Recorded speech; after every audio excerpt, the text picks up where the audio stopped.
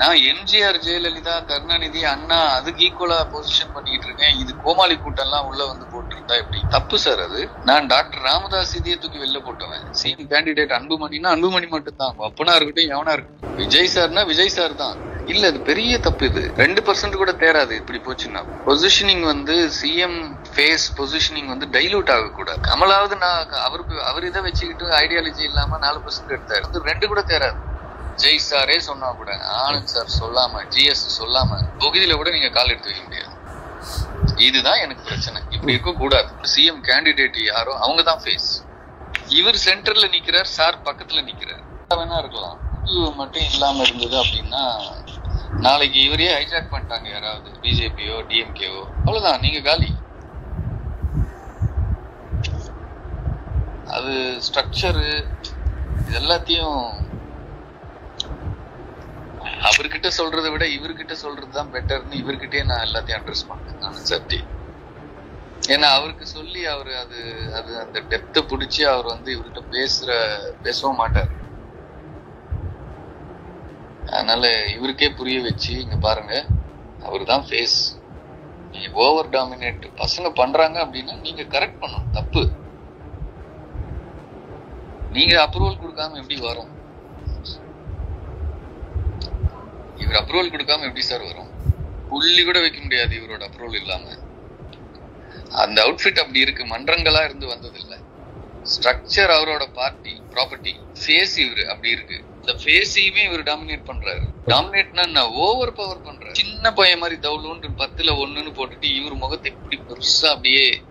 இது வந்து ராங். இது துரைமுருகனை ஸ்டாலின் பிளேஸ்ல துரைமுருகனை பண்ணா என்ன ஆகும்? கட்சி உருப்படுமா? ஜெயலலிதா பிளேஸ்ல சசிகலாவை பண்ணா எப்படி இருக்கும்?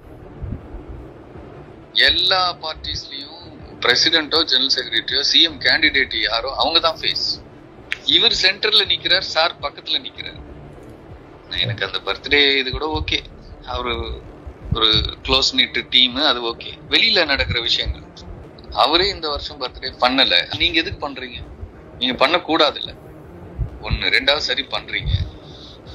உங்களுக்கு தெரியாது பிரிண்டிங் எல்லாம் சின்ன இது கூட ஒரு புள்ளி கூட இவர் தான் அப்ரூவல் கொடுப்பாரு. யூனிஃபைடா ஒரே முகம் ஒரே போட்டோ எப்படி போகுது எல்லா இடத்துக்கும். இப்ப சூஸ் பண்ணி கொடுக்கலன்னா அது எப்படி போகாது இல்ல. நான் டாக்டர் ராமதாஸ் இதே தூக்கி வெளில போட்டவன். சிஎம் கேண்டிடேட் அன்புமணினா அன்புமணி மட்டும் தான். அப்பனா இருக்கட்டும், எவனா இருக்கட்டும். விஜய் சார்னா விஜய் சார் தான். நான் எம்ஜிஆர், ஜெயலலிதா, கருணாநிதி, அண்ணா அதுக்கு ஈக்குவலா பொசிஷன் பண்ணிட்டு இருக்கேன். இது கோமாளி கூட்டம் எல்லாம் உள்ள வந்து போட்டிருந்தா எப்படி? தப்பு சார் அது.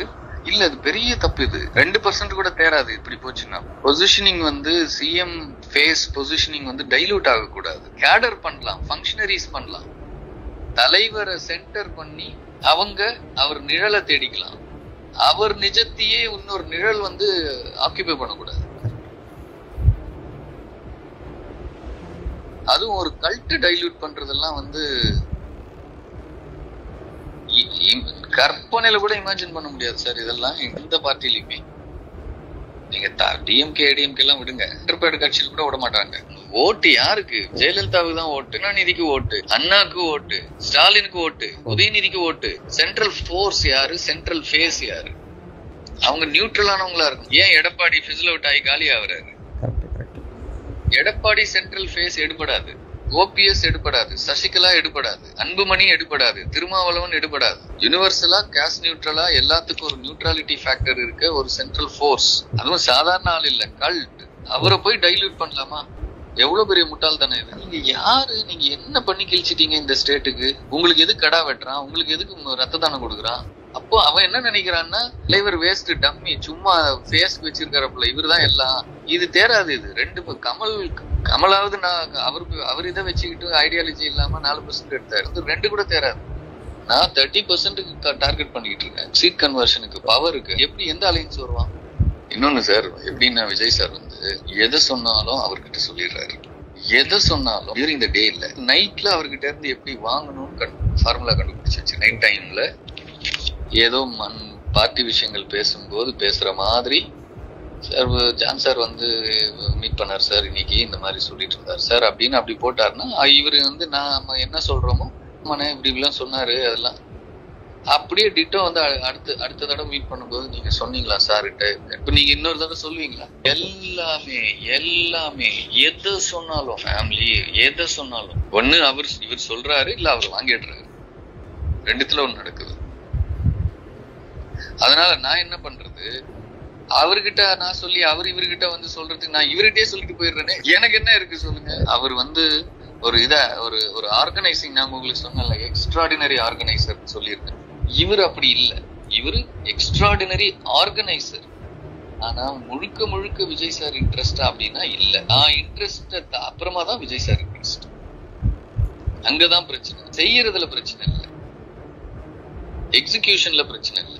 இப்ப ஸ்ட்ரக்சருக்குள்ள இருக்க மாவட்ட தலைவர் விஜய் சார் என்ன சொல்றாரு, சார் வேண்டாம் சார், அதெல்லாம் மாத்தாதீங்க சார், தொடாதீங்க சார், தப்பாயிடும் சார், அவ்வளவுதான். அதுக்கு மேல அதுக்கு 30 வருஷமா இருக்காங்க, இமோஷனலா ஃபீல் பண்ணி வேண்டான்னு சொல்லு. அதுக்கு மேல நம்ம வந்து மாவட்ட தலைவர்கள் எல்லாம் காஸ்ட் ரீதியா போடணும், அதெல்லாம் உங்களுக்கு தேவை கேண்டிடேட் தானே சார், நீங்க கேண்டிடேட்டை சூஸ் பண்ணிக்கோங்க, இதை விட்டுருங்க. இது மன்றம் சார், இது வேற மாதிரி போயிடும், தவறாயிடும், தப்பாயிடும், அதெல்லாம் பண்ணக்கூடாது. இப்போ இருக்கிறது தாண்டி 100 பிரிக்கிறோம். அந்த 100 பிரிக்கும் போது இப்ப இருக்கிறவங்கள மாத்த வேண்டாம்னு சொல்லிட்டாரு. அடிஷனலா போட்டுக்கோங்க, இப்ப இருக்கிறவங்கள மாத்தாதீங்க. 100 மாவட்டமா பிரிச்சாச்சு, மொத்த ஸ்ட்ரக்சரையே 100 மாவட்டம் ஆக்கியாச்சு. ஆனா இவரால போட முடியல. தொட்டாலே ஆள் இல்ல, தொட்டாலே அதுக்குள்ள பிரச்சனை நிறைய வருது. அணியில இருந்து நியூவன்சஸ் சார், இது மன்றம் இல்ல. ஒரு பொறுப்புக்கு 100 பேர் சண்டை போட்டு வெறித்தனமா இருக்காங்க. அதனால எந்த பொறுப்பும் போட முடியாம அப்படியே நிக்குது.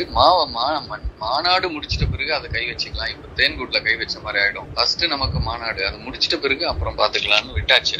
அதை விட்டுட்டு இந்த விங்ஸ் இருக்குல்ல, அணிகள், அது எவனுமே இன்ட்ரெஸ்ட் இல்ல, அதை போட்டுக்கிட்டு உட்காந்துருக்குறோம். இப்போ அது பிரச்சனையும் இல்ல.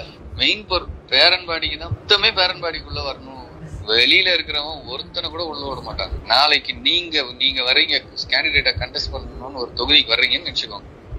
ஆனந்த் சார் வந்து இவரை வின் பண்ணி கொடுக்கணும்டான்னு சொன்னாதான், விஜய் சாரே சொன்னா கூட, ஆனந்த் சார் சொல்லாம, ஜிஎஸ் சொல்லாம தொகுதியில கூட நீங்க கால் எடுத்து வைக்க முடியாது. இதுதான் எனக்கு பிரச்சனை. இப்படி இருக்க கூடாது. இப்ப கேக்குறாங்க, அந்த கிட்ட வரும்போது என்ன ஆகும்னா, அந்த இடத்துல இருக்க பாலிடிக்ஸ் தாங்கவே முடியாது. இந்த ஆடியோ பதிவில் வரும் குரல் ஜான் ஆரோக்கியசாமி என்று கூறப்படும் நிலையில் அது அவருடையதுதானா என்று உறுதியாக தெரியவில்லை. மேலும் இதுகுறித்து ஜான் ஆரோக்கியசாமி தரப்பிலும் தாவேகா சார்பிலும் விளக்கம் கொடுத்தால் மட்டுமே இது குறித்த உண்மை நிலவரம் தெரியவரும்.